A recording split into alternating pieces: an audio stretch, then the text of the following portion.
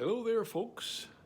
This is the Scarborough Dude coming to you once again for another one of these basement bar tours, except I'm not in the basement. I'm not at all prepared.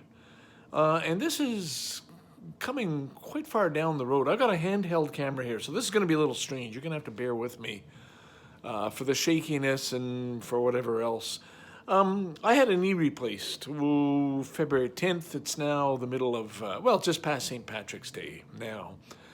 And so I can't go downstairs, down to the basement where I usually do these episodes because there's no handrail and I've got to be very, very careful on the stairs. It's like one step at a time, two hands holding onto the railing, so that can't be done just yet, Now, my son said, well, Dad, you got stuff upstairs, you got stuff in your road trek.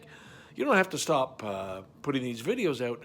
So I thought about that, and I said, oh, you're right. I got a great idea. I've got a whole china cabinet. I wonder, maybe I'll turn the camera. Yeah, I don't want to mess around too much with this. I don't want anybody to get dizzy. But I have a lot of special things in there, things that my wife and I have collected over the years that I could get into, and was going to start with that, and then I thought, no, why don't you start with something even crazier, something that's really unusual, that a lot of people won't appreciate, but it means so much to me, and I'm hoping it'll mean a lot. I think maybe my elder son more than my younger son, he might remember it. I'll turn the camera and show you. Can you see what it is? It's that thing down there. Yeah, there we go. In fact, if I could just reverse this camera a little bit, I don't know how I can do that. No. All right, I got to hold it up. There we go. It's this thing. There we are. See that? Now that, I wonder if you could guess what it is. It's kind of like it's a plastic, a heavy-duty plastic. It's got a hole in the middle. It's only about, 10 inches high, kind of an off-white. It's been used a lot. It's well made. It's very well made. You give up? Okay, I'm going to tell you. That is something that you have in a Japanese bath. That comes from Japan. I've had that my wife and I have had that. Well, since we lived in Kawasaki, when we had that beautiful apartment we used to live in. And if you know about Japan, you'll know that their baths are much more civilized than ours. You've got your toilet, separate room altogether. That's just for pooping and peeing. Then your bathroom is a great big room that's all tiled with a shower hose. So the whole room with the tiled floors and walls is your shower room, and that's where you shower, and you just stand up in this room, and there's room for the whole family, because often the whole family does it together. We did when the kids were young. And then beside that, there's a tub, a very deep tub that you sit in, with your knees up. You sit in right up to your neck, and it's scalding hot water, and that water doesn't get changed. It stays, well, eventually it gets changed. But you fill it up with hot water, and you stay there. And you just soak, but that's after you've showered, you've washed, you've rinsed off, and then you go into soak like an onsen. It's absolutely wonderful. It's so much more civilized than the way we do it here. It's just a beautiful thing. And so I've got pictures of my wife and the two boys sitting in the tub because they're big.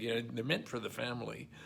And it's quite wonderful. Well, one of the pieces of equipment that you need is this little thing that you can sit on so you can shower yourself.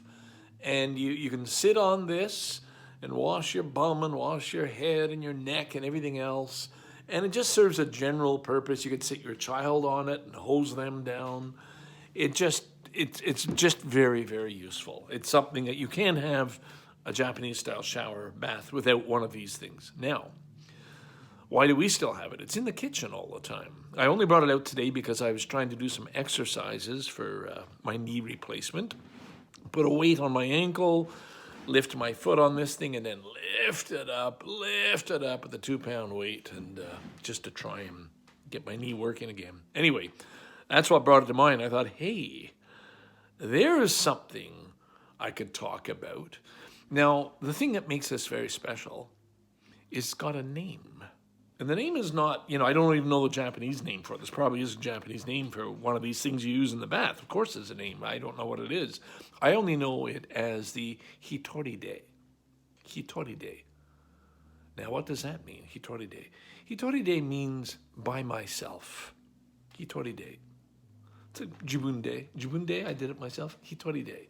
You can do it by yourself. And how does that fit in? My wife is quite short, much shorter than I am. I can reach anything in the kitchen, top shelf, doesn't matter where things are, I just reach up and I grab it. For my wife and for my children when they were small, if you wanted to reach something up, for my children, if they wanted to get something off the counter, we'd say, well, use the hitori day, meaning do it by yourself, and when you stand on this little thing and you're able to reach whatever it is, a cookie off the shelf, whatever it is you wanted, you're doing it by yourself. You did it hitori day. You did it by yourself. And it's just a term of, to me, just love and affection. I love that feeling. And so it was always a joke with my wife that, oh, you did it by yourself. Yeah, you use this little thing and look, good for you. You're a big girl now. You could do that by yourself. Hitori day. So that's what this is about. So I don't know how much more I have to say about it. It's hollow. Yeah, there you go. And it's lasted forever. When we moved to Canada from Japan, this is before the complete collapse of the Japanese economy and our company and so on. They agreed to ship 2 containers full of stuff. I don't know what the hell we brought back, but one day these shipping containers arrived on our house, on our front driveway. And we unpacked, and one of the things in that container was the hitori day. And it's been used ever since. And it was only today that I thought, that's something really special.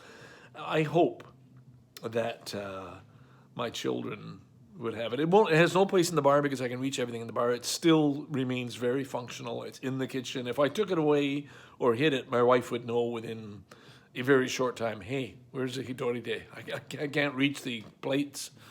So there you go. I don't know, is that enough for an episode? It's a pretty short episode, but they will be a little different from this point on because I'm still not able to get into the basement until I can trust myself on the stairs. And yeah, that's about it. There'll be another episode from here. I am gonna take you into that china cabinet. You can see some amazing cups, but I want to save that. I'll save that for another time.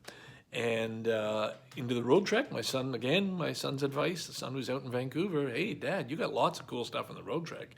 You could show those too. So I'm not limited to the basement anyway. This is still the Basement Bar series of, my museum, the artifacts, the things I've collected over my life, things that have some kind of a special meaning that might mean nothing to anybody else, but to me, they mean a great deal. So this is yours truly, the host of the Museum Basement Bar, Scarborough Dude. Looking a little strange today, you'd say. Yeah, I know. This hat looks like a lot bigger than it should be. But I'm feeling pretty good. I want to tell you, I've been through surgery. I've got a new knee. I'm learning how to use it. I'm doing exercises. I'm getting it flexed so I can walk around. I'll always need a cane. And the other factor, of course, is we are in the middle of COVID-19 or the coronavirus, and everybody is in isolation. So I thought this would be a good time to put out a video. Those people are bored at home. If you're subscribed, you're going to get a surprise that this thing is going to pop up with me saying, hi, hope you're enjoying your safe distancing, personal distance, self-isolation, whatever you want to call it. Stay safe, look after yourself, especially old folks like myself. I got to stay in, not mix with the general public, and make the best of this thing and hope like hell. Our medical system, hats off to them. They are doing an absolutely fabulous job. Our government leaders, our politicians, everybody is stepping up to say, hey, we have a very, very dangerous situation going on here. Lots and lots of people could die. And we're going to do everything we can to fight this nasty little virus that came out of Wuhan, China, and has infected the entire planet right now. So that's why we're having some downtime. So this is a little bit of entertainment. So take care of yourself, stay safe, look after your family, and keep your distance. Yeah. Scarborough Dude, signing off.